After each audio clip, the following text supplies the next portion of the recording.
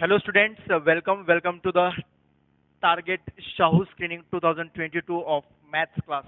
So student previous class मध्ये आपण arithmetic progression start केला होता आणि त्याच्यामध्ये आपण स्टार्टिंगचे 2-3 कॉन्सेप्ट वरती बेस्ड असणारे एक्झाम्पल्स पण आपण पाहिले. nth टर्म वरती बेस्ड असणारे एक्झाम्पल्स आपण स्टार्ट केले होते. देन nth टर्म वरचे काही एक्झाम्पल्स पाहिले. देन आपण nth term from the end nth term from the ending या टाइपचे पण एक्झाम्पल्स आपण पाहिले.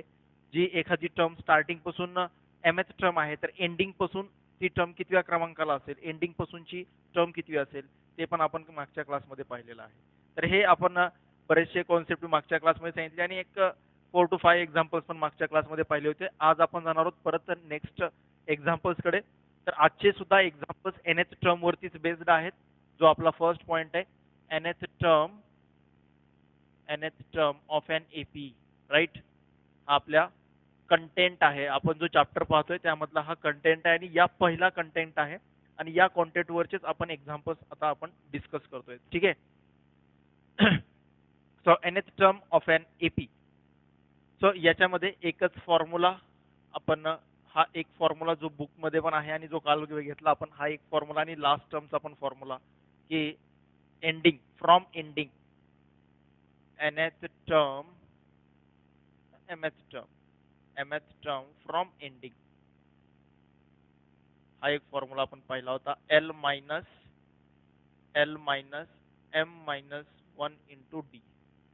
एंडिंग पासूनची mth टर्म काढायची तर l minus in bracket m minus 1 into d. Ending पासूनची काढण्यासाठीचा फॉर्म्युला पाहिला, स्टार्टिंग पासूनचा पण फॉर्म्युला पाहिला मागच्या क्लासमध्ये, राईट. सो आज आपण अशाच टर्म वरती बेस्ड असणारे आणि nth term of N AP याच्यावरतीच बेस्ड असणारे आणखीन काही एक्झाम्पल्स डिस्कस करणार आहोत. सो जाऊयात मग एक्झाम्पल्स कडे फटाफट. सो काय आहे एक्झाम्पल बघा. First example,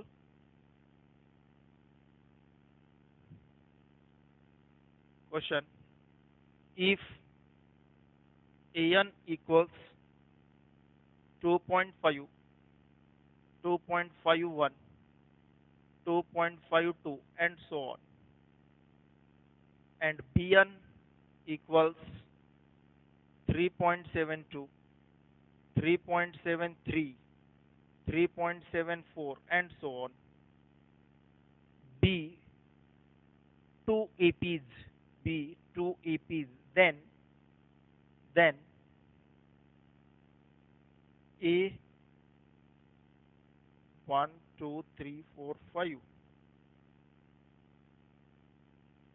minus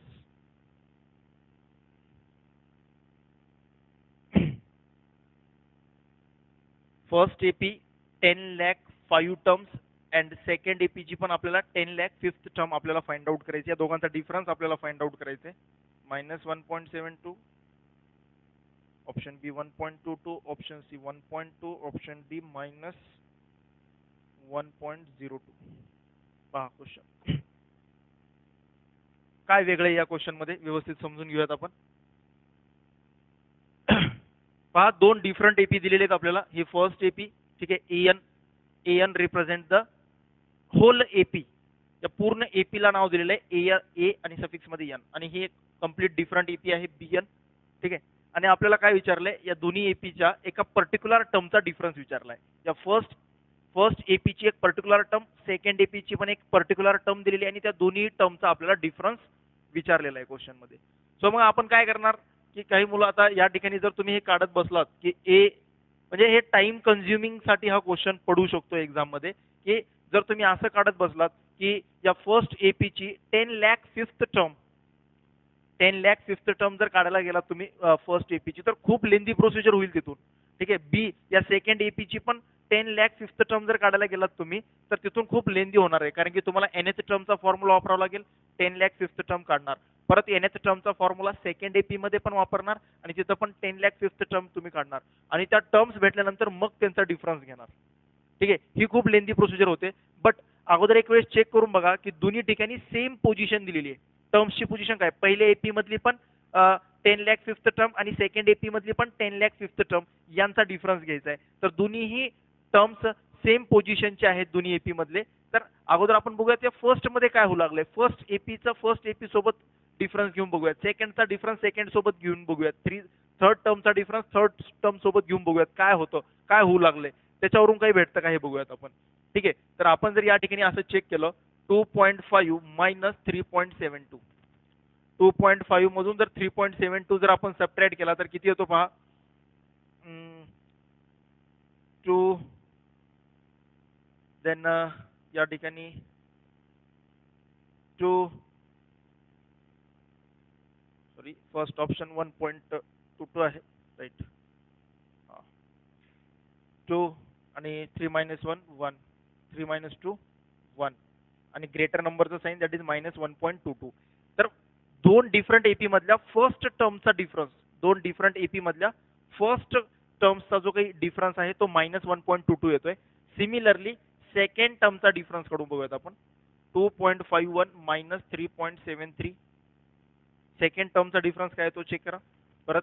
so 3 minus 1 2, 7 minus 5 2, 3 minus 2 1 आणि ग्रेटेस्ट नंबर साइन मायनस 1.22.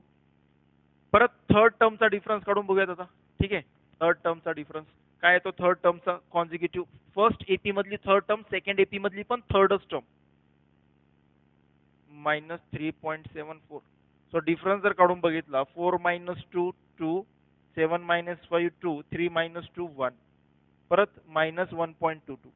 तर बघा सेम नंबर ऑफ टर्म्स, पहिल्या एपी मधले जेवढ्या क्रमांकाची टर्म आहे, समजा फर्स्ट एपी मधली थर्ड टर्म घेतली आणि सेकंड एपी मधली पण थर्ड टर्म घेतली, सेम नंबर ऑफ टर्म्स घेतले दोन्ही एपी मधले, तर त्यांचा डिफरन्स जो आहे तो ऑलवेज किती येऊ लागलाय, मायनस 1.22, मायनस 1.22. म्हणजेच तुम्ही असं पण म्हणू शकता की A100 घेतलात, पहिल्या एपीची 100 द टर्म आणि सेकंड एपीची पण 100 द टर्म जर घेतली, ठीक आहे, सेकंड एपीची पण 100 टर्म घेतली आणि आणि सबट्रॅक्ट करताना ह्या फर्स्ट एपी मधून सेकंड एपी सबट्रॅक्ट केली. ठीक आहे, फर्स्ट एपीची 100 टर्म, सेकंड एपीची 100 टर्म, फर्स्ट एपी मधून सेकंड एपी जर सबट्रॅक्ट केली तर इथं पण किती येणार, मायनस 1.22. कारण की सेम नंबर ऑफ टर्म्स आहेत, सेम क्रमांकाचे टर्म्स आहेत. या फर्स्ट एपी मधली पण 100, सेकंड मधली पण 100 आणि सेम क्रमांकाचे जर टर्म्स असतील तर या ठिकाणी तुम्ही बघू शकता जो काही डिफरन्स आहे तो नेहमी कॉन्स्टंट येऊ लागलाय, जो डिफरन्स आहे तो नेहमी कॉन्स्टंट येऊ लागलाय. ठीक आहे, सो या ठिकाणी मी हे डिफरन्सेस काढले.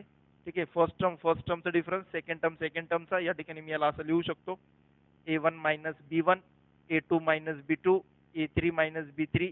हे टर्म्स घेतले आपण. AN मधली फर्स्ट टर्म A1 घेतला, हा B1 घेतला, A1 मायनस B1 केला minus 1.2, A2 minus B2 minus 1.22. So अशाच पद्धतीने तुम्ही जर या ठिकाणी सेम नंबर ऑफ टर्म्स ठेवले आणि कितीही मोठे नंबर्स आणले तर त्यांचा डिफरन्स सुद्धा, फक्त नंबर जर सेम असतील तर त्यांचा डिफरन्स सुद्धा काय येणार आहे, मायनस 1.22. तर या ठिकाणी त्याच पद्धतीचा क्वेश्चन विचारलाय. 10 lakh fifth term, 10 lakh fifth term, first AP मधली 10 लाख फिफ्थ टर्म आणि सेकंड एपी मधली पण 10 लाख फिफ्थ टर्म, यांचा सेम नंबर ऑफ टर्म्स आहेत तर यांचा डिफरन्स विचारलाय. तर सेम नंबर ऑफ टर्म्स असतील तर त्यांचा डिफरन्स हा ऑलवेज मायनस 1.22 असतो. त्यामुळे ऑप्शन ए करेक्ट होऊन जाईल.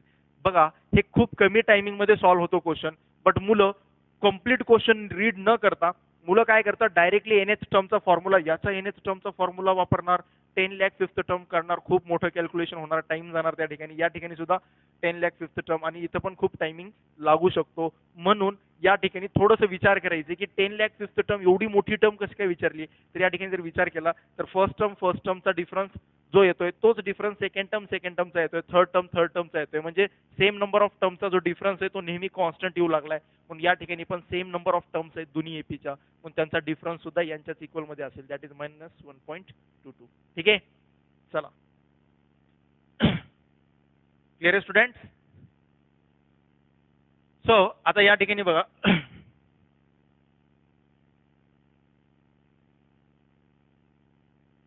नेक्स्ट क्वेश्चन कडे. या ठिकाणी बघा काय होतं की हा TN चा फॉर्म्युला तर कालच सांगितलेला आहे, बट या फॉर्म्युल्यामध्ये पण आता प्रॅक्टिस मध्ये तुम्हाला लक्षात आलंच असेल की या फॉर्म्युल्यामध्ये टोटल अननोन्स आहेत 4, TN AN D. बघा टोटल किती अननोन्स आहेत, 4 अननोन्स आहेत, टोटल 4 अननोन्स आहेत, TN AN D, 4 अननोन्स. आणि these out of 4 unknowns, if any 3 unknowns are given in the question, जर या टोटल 4 अननोन्स पैकी कुठलीही 3 अननोन्स जर आपल्याला गिवन दिले क्वेश्चन मध्ये तर राहिलेला फोर्थ वन आपल्याला फाइंड आउट करता येतो. ठीक आहे, फॉर एक्झाम्पल TN ची व्हॅल्यू दिली, A ची व्हॅल्यू दिली, N ची व्हॅल्यू दिली तर D ची काढता येते. ठीक आहे, सिंपल व्हॅल्यू पुट करायच्या, जो अननोन राहिला त्याला ऍज अ सिम्प्लिफाय करा इक्वेशन सारखं आणि सॉल्व्ह करून डी ची व्हॅल्यू काढू शकता. त्यामुळे कुठलेही 3 टर्म दिले तर फोर्थ काढता येते, हे माहिती असलं पाहिजे. हे प्रॅक्टिस मधून लक्षात आलंच असेल. आता आपल्या टेक्स्टबुक मध्ये एक्झाम्पल्स मध्ये असे भरपूर क्वेश्चन्स आहेत.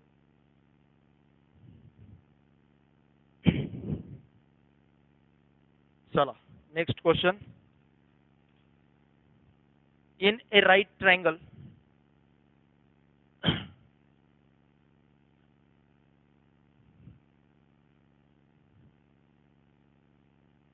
in a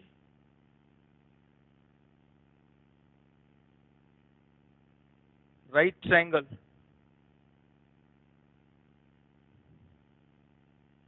the length of the sides are in arithmetic progression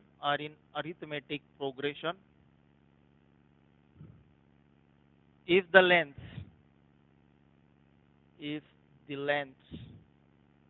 of the sides of the triangle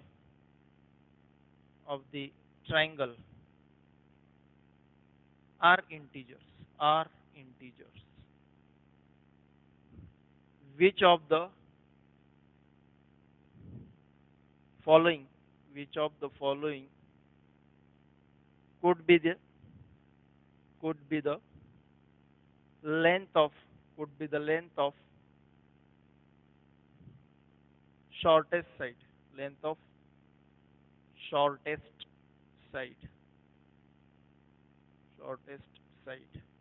question mark. Option A 2125, option B 1700, option C 1275, option D 1150. ठीक आहे.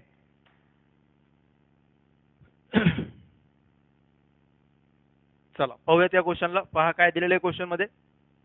In a right triangle the length of the sides are in arithmetic progression. Right triangle आहे आणि right triangle मध्ये जे काही sides आहेत ते कशामध्ये आहेत, अरिथमेटिक प्रोग्रेशन मध्ये आहेत, एपी मध्ये. सो फिगर काढून घेऊयात म्हणजे आपल्याला व्यवस्थित लक्षात येईल. ठीक आहे. तर या ठिकाणी मी राईट अँगल ट्रायंगल घेतला, हा ट्रायंगल घेतला समजा मी एबीसी. ठीक आहे. एबीसी मध्ये अँगल बी घेतला मी 90 डिग्रीचा. तर एबीसी 90 डिग्रीचा अँगल घेतला. आता पुढे काय सांगितलं, the length of the sides are in arithmetic progression. तर या ट्रायंगलच्या ज्या पण साइड्स आहेत त्या एपी मध्ये आहेत. ठीक आहे. तर ट्रायंगलला किती साइड्स असतात, 3 साइड्स असतात. सो ट्रायंगलला 3 साइड्स आहेत, तर आपण 3 टर्म्स सिलेक्ट करणार, सिलेक्शन ऑफ टर्म्स. ठीक आहे. या ठिकाणी काय येतो concept, selection of terms.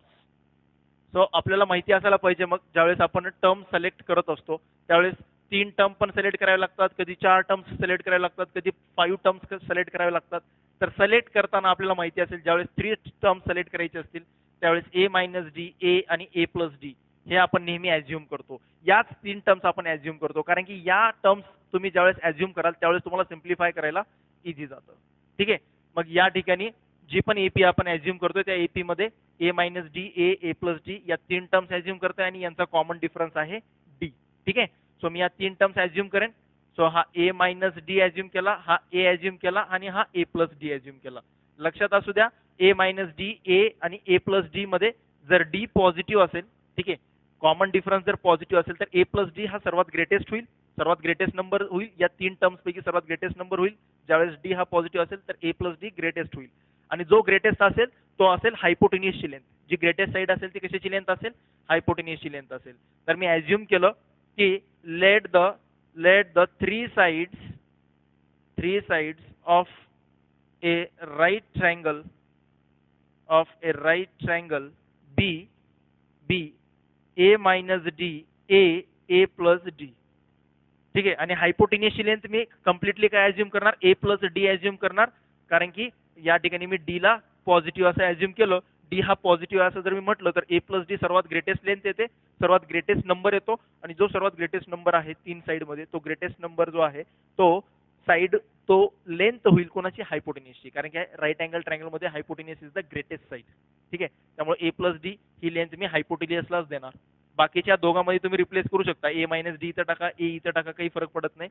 But a plus D he must आहे, हायपोटेन्युसचीच लेंथ असणार. ओके. चला जाऊयात पुढे.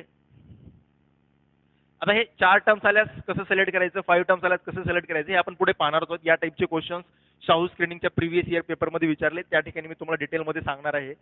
बट सध्यासाठी फक्त 3 टर्म्स जर तुम्हाला ॲझ्युम करायचे असतील, एपी मधल्या 3 टर्म्स आहेत म्हणून सांगितले आणि ते एपी मध्ये म्हटलं की तुम्ही लगेच 3 टर्म्स कोणते ॲझ्युम करणार, ए मायनस डी, ए प्लस डी, हे लक्षात असू द्या. चला आता हे राईट अँगल ट्रायंगल मधल्या 3 साइड ॲझ्युम केल्या. आता राईट अँगल ट्रायंगल आहे म्हणजे मी या ठिकाणी पायथागोरस थ्योरम वापरू शकतो. So in triangle ABC angle ABC is equal to 90 degree. So by Pythagoras theorem.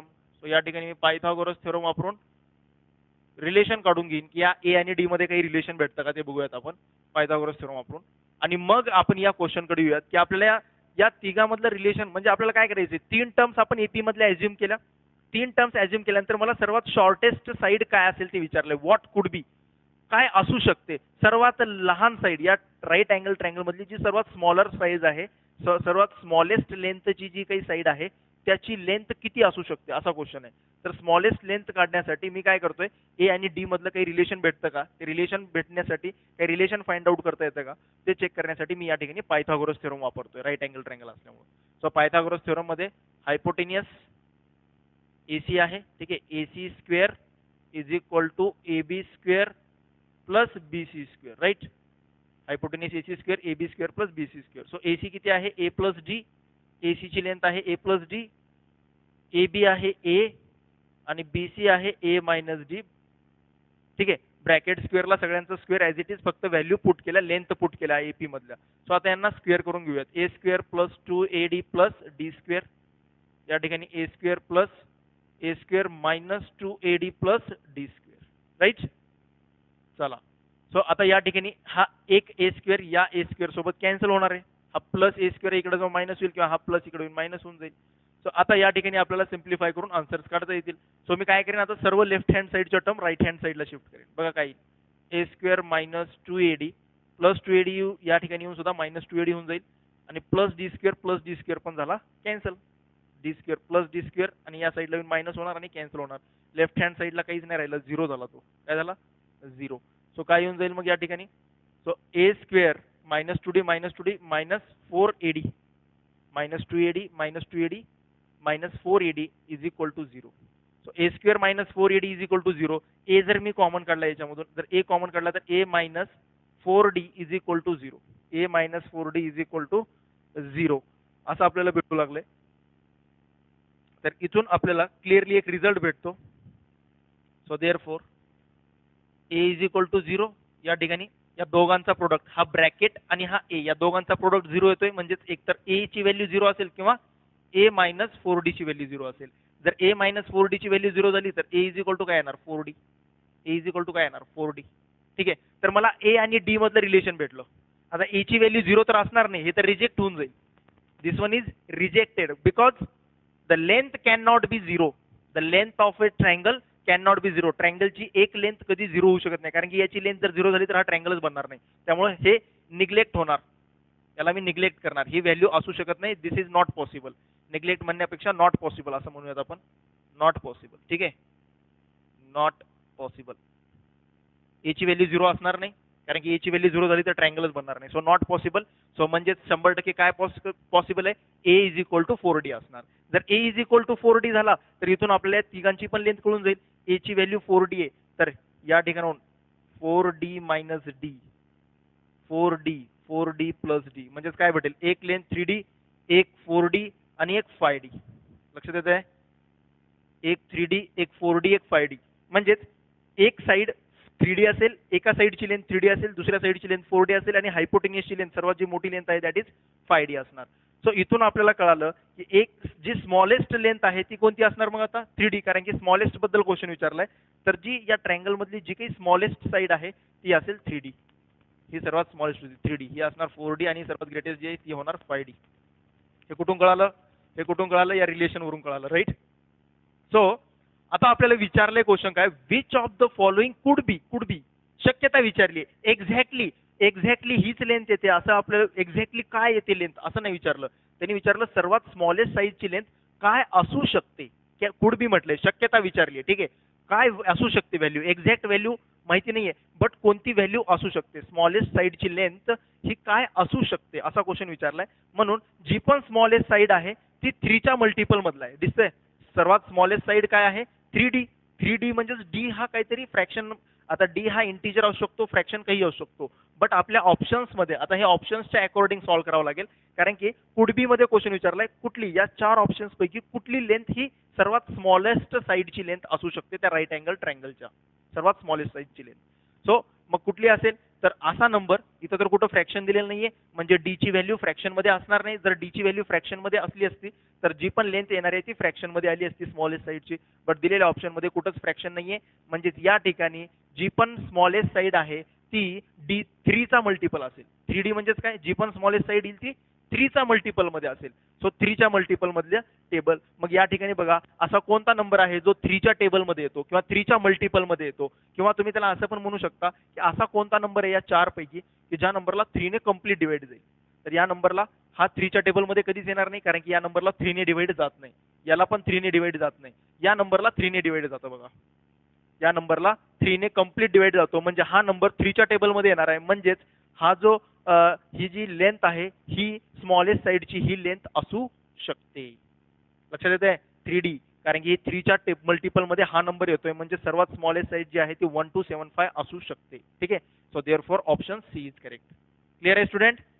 कसं काढलं कळालं? ॲझ्युम केले 3 टर्म्स, पायथागोरस वापरला, रिलेशन भेटलं, जे रिलेशन भेटलं त्याच्यावरून डायरेक्ट आपल्याला जे काही 3 आपले साईड्स आहेत ट्रायंगलच्या, राईट अँगल ट्रायंगलच्या, ते 3 साईड्स डीच्या फॉर्मॅटमध्ये भेटल्या. डी आपण पॉझिटिव्ह कन्सिडर केलाय. ठीक आहे, डी पॉझिटिव्ह कन्सिडर केलाय. तर डी हा फ्रॅक्शन मध्ये पण असू शकतो आणि इंटिजर मध्ये पण असू शकतो, पण जी सर्वात स्मॉलेस्ट साईड आहे ती 3च्या मल्टिपल मधली असेल आणि डी हा फ्रॅक्शन मध्ये असणार नाही, कारण की ऑप्शन मध्ये कुठंच फ्रॅक्शन दिलेलं नाहीये. म्हणून डी हा 100% कोणता तरी इंटिजर असेल. म्हणून जो पण स्मॉलेस्ट साईड आहे ती स्मॉलेस्ट साईड 3च्या मल्टिपल मधली असेल, कारण की 3 × डी म्हणजे 3 डी ला 3 मल्टिप्लाय होतोय. जी पण स्मॉलेस्ट साईड येणार आहे ती 3च्या मल्टिपल मधली असेल. ठीक आहे. सो 3च्या मल्टिपल मधला या 4 ऑप्शन्स पैकी एकच नंबर आहे, दॅट इज 1275. क्लिअर आहे? चला जाऊयात पुढे.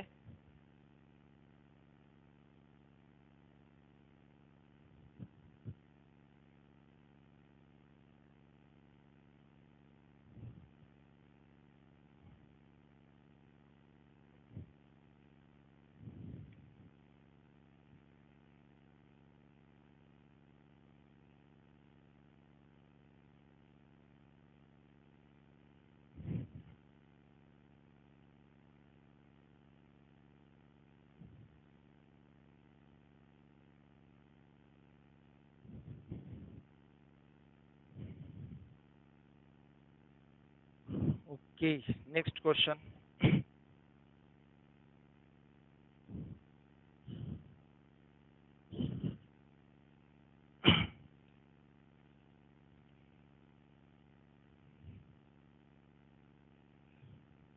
ठीक आहे, आता जो क्वेश्चन पाहणार आहोत आपण तो आता सम ऑफ एन टर्म्स कडे येऊयात. Sum of first n terms, sum of first n terms of N AP. एपीच्या फर्स्ट एन टर्मचा सम हा जो आहे तो आपला सेकंड पॉइंट आहे, या अरिथमेटिक प्रोग्रेशन मधला सेकंड पॉइंट आहे की याच्यावरती क्वेश्चन बरेच वेळेस विचारलेत आणि तो पॉइंट मी आता स्टार्ट करतोय. तर हा पॉइंट स्टार्ट करण्या अगोदर मी याचे फॉर्म्युलेज लिहून देईन, त्याला थोडंसं एक्सप्लेन करेन, देन मग आपण एक्झाम्पल्सकडे लगेच स्टार्ट करूया. तर काय आहे, तर सम ऑफ फर्स्ट एन टर्मसाठी फॉर्म्युला आहे Sn is equal to n/2 where n is the total number of terms in n AP. AP मधल्या total number of terms small n/2 in bracket 2a plus n minus 1 into d, n minus 1 into d, that is Sn चा हा formula असेल. परत Sn साठीच परत और सम of first n terms काढण्यासाठी हा तर फॉर्म्युला आहे, आणखीन एक फॉर्म्युला आहे n/2 इन ब्रॅकेट. याच फॉर्म्युल्याला थोडंसं सिम्प्लिफाय केलं की a 2a ला मी लिहू शकतो a plus a n minus 1 into D. 2a ला फक्त मी काय लिहिलं, 2a ला फक्त मी लिहिलं a प्लस a, आणि याच्यामुळे एक नवीन फॉर्म्युला आपल्याला भेटतो सम ऑफ एन टर्मचा. याच सम ऑफ एन टर्मसाठी एक नवीन फॉर्म्युला भेटतो a प्लस, ठीक आहे, a plus n minus 1 into D म्हणजे काय असतो, a plus n minus 1 into D म्हणजेच tn. लास्ट टर्म असते ही काय असते, लास्ट टर्म असते, nth टर्म असते. सो म्हणून इथून एक नवीन फॉर्म्युला भेटतो आपल्याला.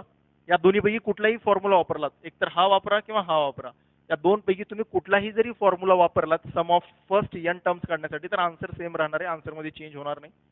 So Sn is equal to n/2 in bracket a म्हणजेच first term plus last term. ठीक आहे, first term plus last term. आता याच्यामध्ये पण परत तोच कॉन्सेप्ट जो मी आता सांगितला, टोटल किती अननोन्स आहेत या Sn मध्ये, टोटल किती या फर्स्ट फॉर्म्युल्यामध्ये टोटल किती अननोन्स आहेत, Sn, n, a आणि d, टोटल 4 अननोन्स आहेत. आणि आउट ऑफ दीज 4 अननोन्स जर आपल्याला या 4 व्हेरिएबल्स किंवा या 4 अननोन्स पैकी जर आपल्याला कुठल्याही 3 अननोन्सची जर व्हॅल्यू क्वेश्चन मध्ये दिली असेल तर आपण फोर्थ अननोनची व्हॅल्यू काढू शकतो. ठीक आहे, फोर्थ अननोनची व्हॅल्यू काढू शकतो. या टाइपचे क्वेश्चन आपण टेक्स्ट बुक मध्ये सॉल्व्ह केलेले आहेत. या ठिकाणी काय होणार, या ठिकाणी बघा बरं, या फॉर्म्युल्यामध्ये या ठिकाणी सुद्धा किती अननोन्स आहेत, 4 अननोन्स आहेत, n, a, tn आणि sn. तर आउट ऑफ 4 अननोन्स कुठलेही 3 दिले तर आपल्याला फोर्थ टर्म काढता येते. फक्त जर तुम्हाला लास्ट टर्म जर माहिती असेल, एखाद्या एपीची जर लास्ट टर्म माहिती असेल तर इथून थोडंसं लवकर आन्सर भेटून जातं. ठीक आहे, किंवा तुम्ही हा फॉर्म्युला वापरा किंवा हा फॉर्म्युला वापरा, आन्सर मध्ये चेंज होणार नाही, आन्सर सेम राहणार आहे. ठीक आहे, चला. तर हे काही बेसिक फॉर्म्युलेज होते. आता या फॉर्म्युल्यावरती बेस्ड असणारे क्वेश्चन्स आपण डिस्कस करणार आहोत. ठीक आहे student.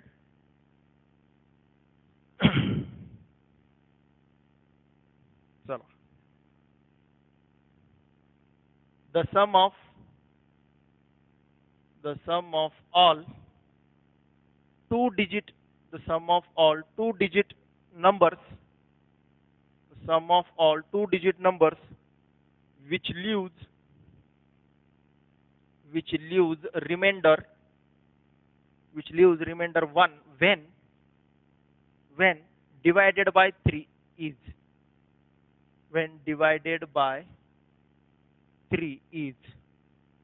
option A 1616, option B 1595, option C 1605, option D none of these. ठीक है, चला.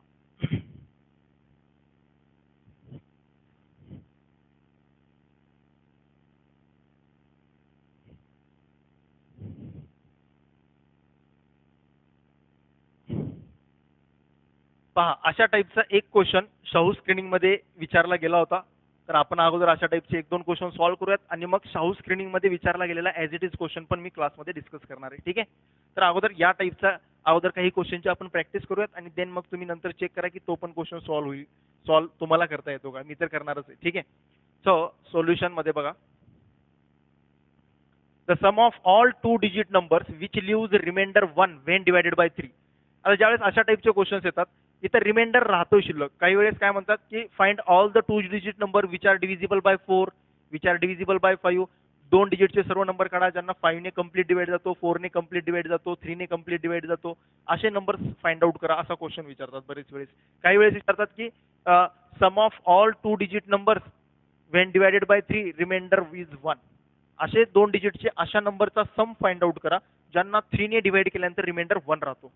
ठीक आहे, म्हणजे इथं कंप्लीट डिवाइड जात नाही, रिमाइंडर शिल्लक राहतोय आणि रिमाइंडर 1 राहणारेच नंबर घ्यायचे तुम्हाला. ठीक आहे, तर अशा टाइपचे क्वेश्चन सॉल्व्ह करण्यासाठी 3 स्टेप मध्ये आन्सर काढायचे. 3 स्टेप. पहिला आहे फॉर्म एन एपी. सुरुवातीला एपी करेक्ट फॉर्म करा. इथं तुम्हाला एपीच दिसत नाहीये तर ही 100% एपी फॉर्म होत असेल त्याच वेळेस अशा टाइपचे क्वेश्चन विचारतात समचे. ठीक आहे, 2 डिजिटच्या सर्व नंबरचा सम, कारण की ते 2 डिजिटचे जेवढे पण नंबर्स येणार आहेत या कंडिशनला सॅटिस्फाय करणारे ते सर्व नंबर्स एपी मध्येच असणार आहेत. त्यामुळे इथं तुम्हाला अगोदर एपी फॉर्म करायचे, एपी अगोदर करेक्ट फॉर्म करायचे. एपी फॉर्म केल्यानंतर सेकंड थिंग आहे की नंबर ऑफ टर्म्स तुम्हाला करेक्ट फाइंड आउट करायचे, नंबर ऑफ टर्म्स.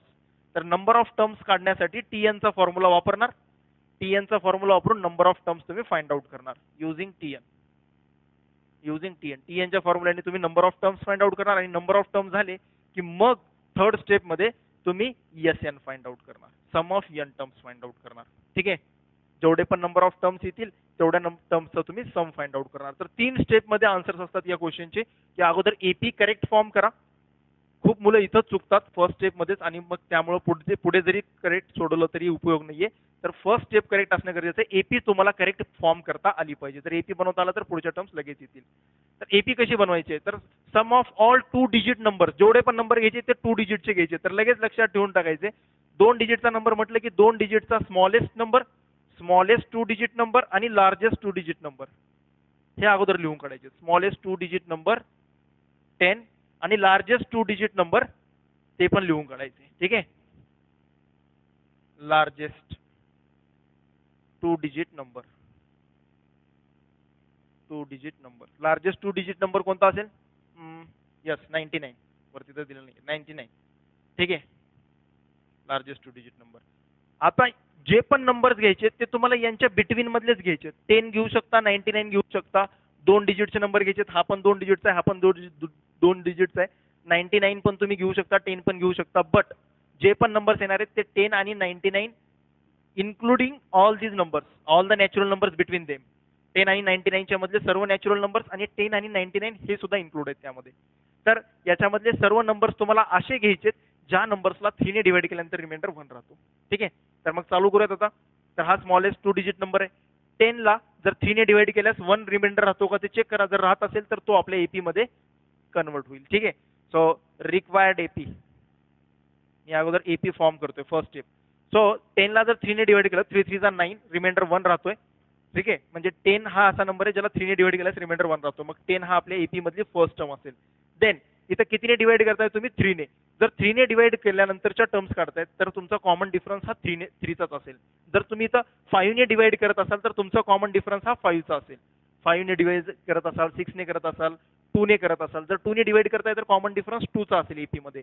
जर 3 ने डिव्हिजिबल असणारे नंबर ऑफ टर्म्स तुम्ही काढतायत नॅचरल नंबर मधल्या तर तुमच्या त्या टर्म्स मधला डिफरन्स हा 3 असेल.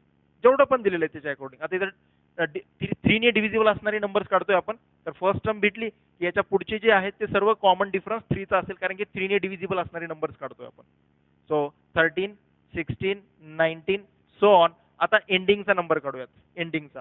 तर 99 हा असा नंबर आहे का ज्याला 3 ने डिवाइड केल्यानंतर रिमाइंडर 1 राहतो? नाहीये बघा. 99 ला 3 ने कम्प्लीट डिवाइड जातो. मग कम्प्लीट डिवाइड जाणारा नंबर नकोय आपल्याला. ठीक आहे, आपल्याला असा नंबर पाहिजे ज्या नंबरला 3 ने डिवाइड केल्यानंतर रिमाइंडर 1 राहतो. तो आहे 97. कसं कळलं? 99 पेक्षा पुढचा नंबर तर घेऊ शकत नाही, कारण की आपल्याला 2 डिजिटचे नंबर घ्यायचे. सो 2 डिजिट पेक्षा लहान असणारा नंबर 98 ला जर 3 ने डिवाइड केला तर रिमाइंडर 2 राहतो, चेक करून बघा. आणि 97 ला रिमाइंडर 1 राहतो. ठीक आहे, सो ही भेटली आपली एपी. ही एपी करेक्ट बनवणं गरजेचं आहे. मुलं इथं चुकतात आणि पुढे जरी करेक्ट सोडवलं तरी उपयोगाचं नाहीये. तर ही एपी आपल्याला भेटली. आता या एपी मधून फर्स्ट स्टेप आपली कंप्लीट झाली. Second step, number of terms काढा. किती टर्म्स आहेत असे, आता किती नंबर्स आहेत? 10, 13, 16, 19, 97 पर्यंत असे टोटल किती टर्म्स आहेत? याच्यासाठी मी वापरणार आता टीएन चा formula. So TN is equal to a plus n minus 1 into d. आणि या फॉर्म्युल्यावरून मी total number of terms find out करणार. सो टीएन म्हणजेच लास्ट टर्म, टीएन म्हणजेच एनएथ टर्म. याला मी अज्युम करणार ही कितव्या क्रमांकाची टर्म आहे माहिती नाहीये. So let the nth term be 97. So हा 97. A that is 10 plus n माहिती नाहीये आणि डी असेल 3. So 97 minus 10 is equal to n minus 1 into 3. So 87 divided by 3 is equal to n minus 1. हा मल्टिप्लायचा 3 कडे डिवाइड झाला. So 3 2 6, 3 2 6, right? 2 27, 3 9 27, n minus 1. So n is equal to भेटला 30. n ची value किती भेटली? 30. सेकंड स्टेप कंप्लीट झाली, n ची value काढली. आता काढू शकता Sn is equal to n by 2 in bracket 2a plus n minus 1 into d. ठीक आहे, या फॉर्म्युल्यावरून काढा किंवा ते first term plus last term या फॉर्म्युल्यावरून पण काढू शकता. आन्सर सेमच राहील. सो 30 by 2 मी डायरेक्ट लिहून टाकतो 15. 2 इंटू ए फर्स्ट टर्म किती आहे? 10 plus n minus 1, n minus 1 29. n ची व्हॅल्यू 30 आहे. 30 minus 1 29 आणि d ची value 3. So 15 into 20 plus, so 15 into किती येईल या ठिकाणी? 107. So 15 into 107,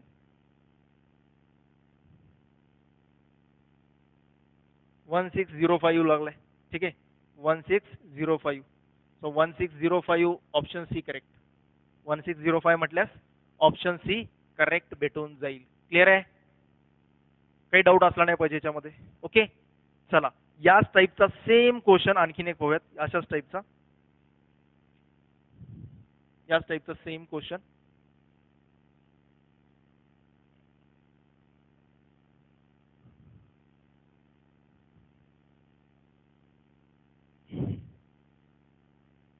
Find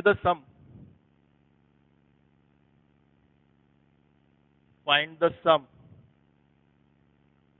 of all multiples multiples divisible by म्हणा किंवा मल्टिपल्स म्हणा, क्वेश्चन एकच राहतो. मल्टिपल्स म्हणणे आणि डिव्हिजिबल बाय म्हणणे एकच गोष्ट आहे. Multiples of 6 between 200 and 1100. 200 and 1100. ठीक आहे. सोडवण्याची मेथड सेम असेल. मी ऑप्शन द्यायचे राहिलेत, मी या ठिकाणी ऑप्शन्स देऊन टाकतो लगेच. Option A 96750, option B 95760, option C 97560 आणि ऑप्शन डी 97650. बघूयात काय आहे आन्सर. सेम टू सेम सोडवण्याची मेथड सेम. या एक्झाम्पलला ज्या पद्धतीने आपण सोडवलं त्याच पद्धतीने या आपण एक्झाम्पलला सोडवणार 3 स्टेप मध्ये. अगोदर एपी फॉर्म करा, then number of terms find out करा, then sum of n terms. ठीक आहे. सोल्युशन भेटून जाईल. Find the sum of all multiples of 6 between. या वर्डला थोडंसं हायलाइट करेन मी. बिटवीन खूप इम्पॉर्टंट वर्ड आहे हा. बिटवीन म्हणजेच तुम्हाला अशा सर्व नंबर्सचा सम करायचे जे 6च्या टेबलमध्ये येतात किंवा 6च्या मल्टिपलमध्ये येतात, बट असे नंबर जे 200 आणि 1100च्या बिटवीन आहेत. बिटवीन 200 आणि 1100च्या बिटवीन मध्ये असणारे. हा 1100 आणि 200 ला इन्क्लूड करणार नाही. आता जर 200 ला 6 जरी 200 6च्या टेबलमध्ये आला असता तरी पण मी त्याला माझ्या एपी मध्ये घेऊ शकत नाही, कारण की त्यांनी बिटवीन हा वर्ड वापरलाय. म्हणजेच आपल्याला असे नंबर्स घ्यायचे की जे 200 आणि 1100 या दोघांना सोडून यांच्या बिटवीन मधले, यांच्या आतमधले जेवढे पण नॅचरल नंबर्स आहेत त्याच्या आतमधले नॅचरल नंबर्स घ्यायचे जे की 6च्या टेबलमध्ये येतात किंवा 6च्या मल्टिपलमध्ये येतात. जरी 1100 जरी 6च्या टेबलमध्ये आला असता तर मी त्याला घेणार नाही, कारण की त्यांनी बिटवीन म्हटलेलं आहे. त्यामुळे बाउंड्रीवरचे एलिमेंट्स इन्क्लूड होणार नाहीत. ही गोष्ट लक्षात असू द्या. बिटवीन म्हणल्यानंतर जर इथं फ्रॉम असला असता फ्रॉम, तर बाउंड्रीवरचे एलिमेंटला जर 6 आणि इथं फ्रॉम आहे आणि बाउंड्रीवरच्या नंबर्सला जर 6च्या टेबलमध्ये येतात किंवा 6च्या मल्टिपल मधले जर येत असले असते हे नंबर्स आणि ते बाउंड्रीवरती जरी असले असते तर मी घेतलं असतं. कधी इथं फॉर्म असला असता तर फ्रॉम, इथं जर फ्रॉम असला असता तर. बट बिटवीन म्हटल्यामुळं हे बाउंड्रीवरचे नंबर्स आपल्या एपी मध्ये कधीच येऊ शकत नाही, त्याच्या आतमधले येणार जे की रिक्वायर्ड कंडिशन सॅटिस्फाय करत असतील. ठीक आहे. चला मग आता या ठिकाणी बघूयात. 200 ला घेण्याचा प्रश्नच येत नाही, कारण की 200 ला 6 ने डिवाइड जात पण नाही आणि ते आपल्याला घ्यायचं पण नाही बाउंड्रीवरचे एलिमेंट्स. तर अगोदर ते 2 नंबर लिहून टाकतो मी. 200 1100. ठीक आहे. आता 200 ला, आता 200 ला तर 6 ने कंप्लीट डिवाइड जात नाही. मग 200 पेक्षा मोठा नंबर आपल्याला घ्यायचे. 200 पेक्षा मोठे नंबर घ्यायचे आणि 1100 पेक्षा लहान नंबर्स घ्यायचे ज्यांना 6 ने डिवाइड जात असेल किंवा 6चे ते मल्टिपल्स मध्ये असतील. तर 200च्या नेक्स्ट 200 पेक्षा मोठा असणारा नंबर ज्याला 6 ने कंप्लीट डिवाइड जातो, हा नंबर कसा शोधायचा. ठीक आहे. तर नंबर कसा शोधायचा बघा. 200 पेक्षा मोठा ज्याला 6 ने कंप्लीट डिवाइड जातो. तर 200 ला 6 ने डिवाइड करा. 200 ला कितीने डिवाइड करा. 6 ने. बघा रिमाइंडर किती राहतो ते बघा, आणि जेवढा रिमाइंडर राहत असेल तेवढा रिमाइंडर मी याच्यामध्ये ऍड करणार.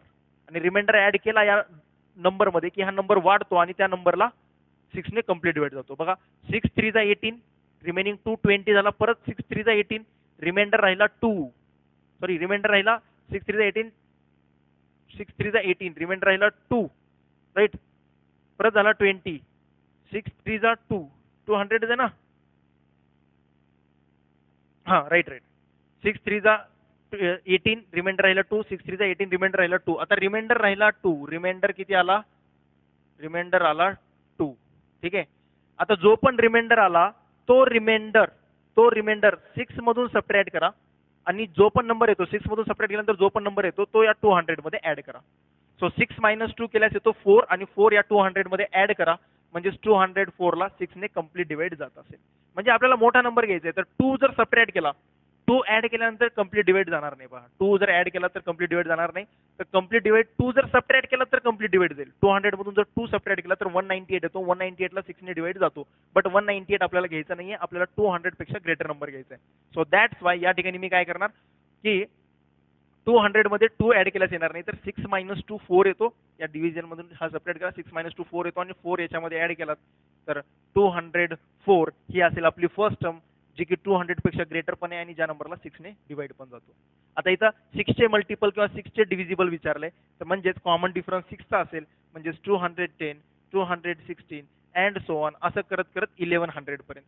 आता 1100 पेक्षा लहानच नंबर पाहिजे आपल्याला, बट त्या नंबरला 6 ने डिवाइड जायला पाहिजे. तर या ठिकाणी बघा, या नंबरला मी 6 ने डिवाइड करतो आणि रिमाइंडर किती येतो ते चेक करतो. 6 1 जा 6, रिमाइंडर आला 5, 50. 6 8 जा 48, रिमाइंडर आला 2. 6 3 जा 18, रिमाइंडर आला 2. रिमाइंडर किती आला 2. तर 2 जेवढा रिमाइंडर येतोय तेवढा सबट्रॅक्ट करा आता, कारण की मला कमी नंबर पाहिजे, 1100 पेक्षा कमी पाहिजे.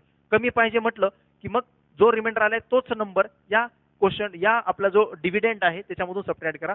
So 1100 minus 2 that is 1098. आणि चेक करून लगेच बघू शकता की या नंबरला 6 ने डिवाइड जातो की नाही जातो. 449 49 म्हटल्यानंतर 48 18 राईट जातो याला. सो म्हणजे हा असेल आपला लास्ट टर्म, ही असेल आपल्या एपी ची लास्ट टर्म ज्याला 6 ने कम्प्लीट डिवाइड जातो आणि हा नंबर 1100 पेक्षा मोठा नाहीये, लहानच आहे. ठीक आहे. सो ही आली आपली required AP.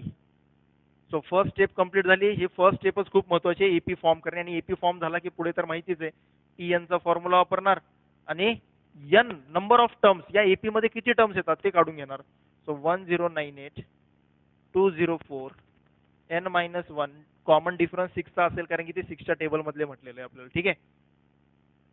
1098 minus 204 equal to n minus 1 into 6. ठीक आहे. So 498 divide by 6 is equal to n minus 1. So 6 1 जा 6, रिमाइंडर 2, 29